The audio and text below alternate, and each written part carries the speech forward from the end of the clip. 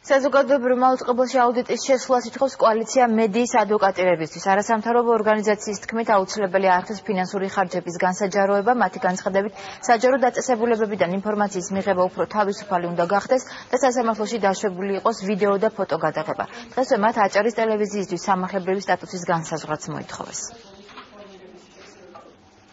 რატო დაუგროვდა ტელეკომპანიებს ამდენი ვალი და მათ შორის იყო საზოგადოებრივი მაუწყებელი. ასევე რატო გაითიშა თანამგზავრიდან ერთ-ერთი მისი არხი პიკი და რატომ გაუჩნდათ პროტესტი პიკის თანამშრომლებს.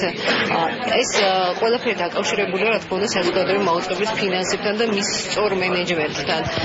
და მათი შემოწმების ერთ-ერთი ლეგიტიმური და სწორი გზა არის საქართველოს პარლამენტმა დასვას არაგეგმიური აუდიტის ჩატარება საკითხი და მოითხოვოს არაგეგმიური აუდიტის ჩატარება და ეს პროცესი უნდა იყოს საჯარო და გამჭვირვალე, იმიტომ რომ არის შეკითხვები, რომლებზეც არ აქვს პასუხები. ყველაზე მნიშვნელოვანი ამ წუთში არის საკითხები, რომელიც ეხება გამჭვირვალე მმართველობას, სასამართლოს ღიაობას, ფოტო, ვიდეო და აუდიო გადაღებისთვის.